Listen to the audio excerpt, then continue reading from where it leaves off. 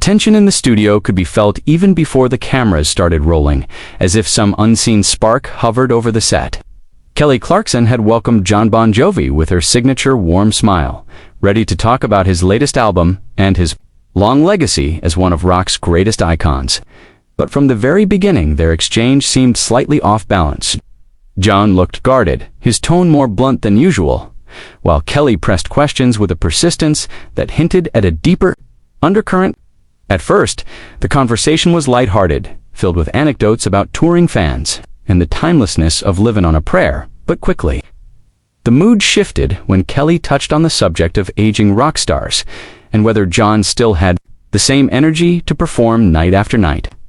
What was meant as a playful question struck Jon as condescending, and he leaned forward, his eyes narrowing as he replied, "I'm not a nostalgia act, Kelly.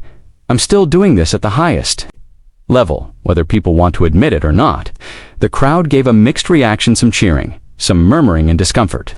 Kelly tried to laugh it off, but the crack in the atmosphere had already split wide open. Asterisk, as the interview went on, Kelly pushed further, referencing critics who suggested Jon's recent performances lacked the raw fire of his younger days. Some say your voice isn't the same, that maybe you should lean more into being a mentor for younger artists instead of carrying the whole arena tours on your shoulders. What do you say to that? She asked, her tone firm but still smiling. Jon's jaw tightened, his posture stiffening as he replied, "I didn't come here to be told I'm past my prime. I came here to talk about music that still matters.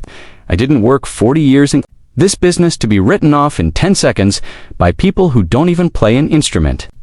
The audience gasped at the bluntness, and Kelly's smile faltered for the first time. She attempted to soften the mood by saying she meant it with respect, but Jon wasn't letting it go. "Respect isn't questioning whether I should still be on that stage," he shot back, his voice heavy with defiance. Asterisk, the exchange escalated as Kelly tried steering the conversation toward the idea of legacy. She brought up Bruce Springsteen, comparing how he had gracefully transitioned into a figure celebrated more for his history than his current work. "Isn't that something you see for yourself too, Jon? Being celebrated as the legend, not having to prove anything anymore?" she asked. That comparison seemed to ignite something in Jon's face, flushed, and his voice grew sharper. "I'm not Bruce. I don't need to be anyone's safe legend. I'm still out there proving it every night because I want to build Bon Jovi to become a museum piece." Kelly raised her eyebrows, realizing she may have pushed too far. The audience clapped uneasily, sensing that this wasn't just banter, it was an argument unraveling live.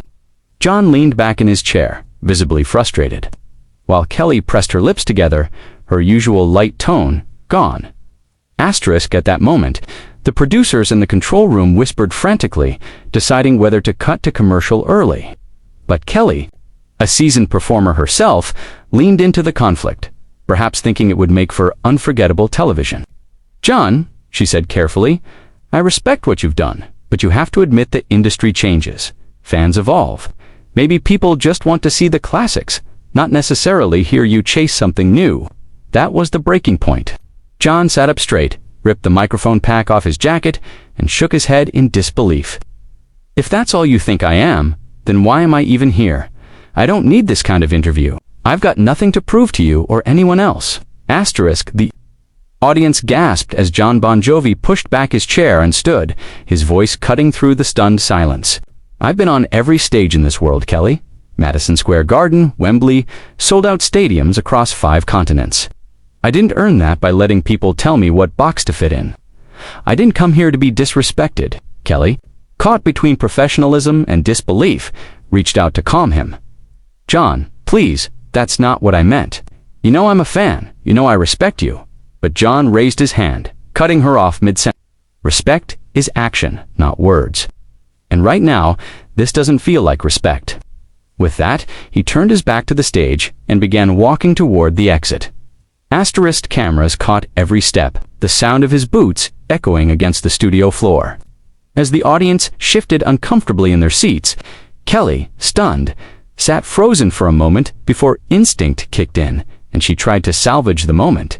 "Well, that was Jon Bon Jovi, everybody," she said, with an awkward laugh, forcing a smile that barely masked her frustration. The audience clapped hesitantly, unsure whether to cheer or remain silent. Meanwhile, backstage, crew members scrambled to follow Jon, trying to persuade him to return, or at least leave, without further confrontation. Social media lit up almost instantly. Within minutes, clips of Jon ripping off his mic and storming out were trending across Twitter, TikTok, and Instagram. Fans were divided. Some applauded Jon for standing up for himself and refusing to be diminished, while others criticized him for being overly sensitive to fair questions. Hashtags like #Bon Jovi storms off and #Kelly vs. Jon began trending worldwide. Entertainment blogs rushed to write headlines like "Rock Legend Loses Temper on Daytime TV" and "Kelly Clarkson's Tough Questions Drive Jon Bon Jovi Off Set." Backstage, Jon was furious, refusing to return. His team ushered him quickly out of the building, avoiding reporters who had already gathered outside. Meanwhile, Kelly regrouped and continued with her show, her professionalism shining through, though her eyes betrayed frustration and exhaustion. "Live TV, y'all never know what's going to happen," she quipped, earning a nervous laugh from the studio audience. Still, she knew that by the time the show ended, this clash would be everywhere. Indeed, that evening, major entertainment networks covered the story as their lead headline.